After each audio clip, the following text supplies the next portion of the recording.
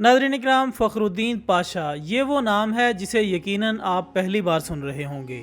یہ خلافت عثمانیہ کا وہ بہادر جرنیل تھا جو کہ اکیلا تنہا عرب باغیوں اور برطانیہ اور اس کے اتحادی افواج سے 72 دن تک لڑتا رہا، اور بعد میں برطانیہ نے اس کی بہادری اور دلیری سے متاثر ہو کر صحرائی چیتا یا ٹائیگر آف دی ڈیزرٹ کا خطاب دیا تھا۔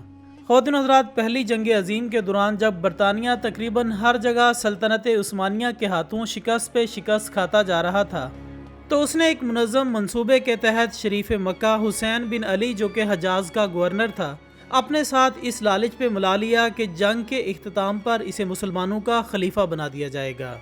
شریف مکہ نے خلافت عثمانیہ کے خلاف بغاوت کر دی اور مکہ اور جدہ پر قبضہ کر لیا۔ اس کے بعد وہ مدینہ کی طرف بڑھا، اس کے ساتھ انگریز اور فرانسیسی فوجیں بھی تھیں، اور لانس آف عربیہ نامی بدنام زمانہ جاسوس بھی اس کے ساتھ تھا۔ انہوں نے 1916 کو مدینہ کا محاصرہ کر لیا، اور یہ محاصرہ 1919 تک جاری رہا، کیونکہ ان کو یہاں کے عثمانی مجاہدوں کی طرف سے سخت مزاحمت کا سامنا کرنا پڑ رہا تھا۔ اس وقت مدینہ شہر کا دفاع ایک عثمانی سپہ سالار فخری پاشا یا عمر فخرالدین پاشا کے زیر نگرانی تھا۔ یہ شخص انتہائی دلیر اور صاحب ایمان تھا۔ مدینہ منورہ کے باسی اس کی بہادری اور حسن انتظام پر اسے بہت پسند کرتے تھے۔ عربوں کی غداری کی وجہ سے عثمانیہ کو شدید دھچکا لگا، اور برطانیہ اور اس کے اتحادی بڑی تیزی سے عثمانیہ کے علاقوں کو اپنے قبضے میں لیتے جا رہے تھے۔ عثمانیہ کے اتحادی بلغاریہ کے ہتھیار ڈالنے پر جرمنی نے بھی ہتھیار ڈال دیے، اور اسی وجہ سے بالآخر سلطنت عثمانیہ کو بھی برطانیہ اور اتحادیوں کے سامنے ہتھیار ڈالنے پڑے۔ اس وقت شریف مکہ اور ان کے بیٹے علی، فیصل اور عبداللہ اس خیال میں تھے کہ اب فخرالدین بھی ہتھیار ڈال دے گا، لیکن ان کے خیال کے بالکل برعکس فخرالدین نے ہتھیار نہیں ڈالے اور مسلسل لڑتا رہا۔ ادھر مدینہ شہر کو سامان رسد پہنچانے والی ٹرین کو انگریز ناکارہ کر چکے تھے، اور اسی طرح فخرالدین کو باہر سے کوئی امداد نہیں پہنچ پا رہی تھی۔ ناظرین، تاریخی شواہد کے مطابق محاصرے کے دوران مدینہ پر 130 بار حملہ کیا گیا، اور 30 اپریل 1918 کو مدینہ کی مقدس سرزمین پر 300 بم برسائے گئے۔ اب کھانے پینے کی چیزیں ختم ہو چکی تھی۔ فخرالدین اور اس کی فوج نے ہتھیار نہیں ڈالے۔ اس کی وجہ یہ تھی کہ فخرالدین کے خواب میں حضور اکرم صلی اللہ علیہ وآلہ وسلم نے حکم دیا تھا کہ ہتھیار نہیں ڈالنا۔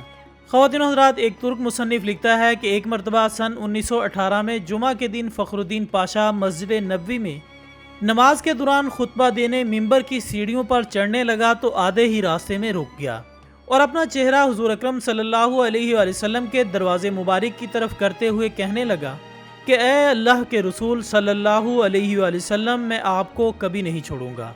اس کے بعد اس نے نمازیوں اور مجاہدین سے ولولہ انگیز خطاب کیا کہ اے مسلمانوں، میں تم سے حضور اکرم صلی اللہ علیہ وآلہ وسلم کا نام لے کر جہاد کی اپیل کرتا ہوں، جو اس وقت میرے گواہ بھی ہیں۔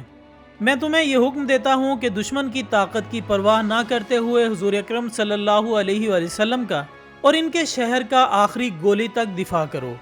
اللہ ہمارا حامی و ناصر ہو، اور حضور اکرم صلی اللہ علیہ وآلہ وسلم کی برکت ہمارے ساتھ ہو۔ ترک افواج کے بہادر افسروں، آگے بڑھو اور میرے ساتھ مل کر اللہ اور اس کے رسول کے سامنے وعدہ کرو کہ ہم اپنے ایمان کی حفاظت اپنی زندگیاں لٹا کر کریں گے۔ اس کے بعد فخری پاشا نے بتایا کہ اسے خواب میں حضور اکرم صلی اللہ علیہ وآلہ وسلم نے حکم دیا تھا کہ ابھی ہتھیار نہ ڈالے۔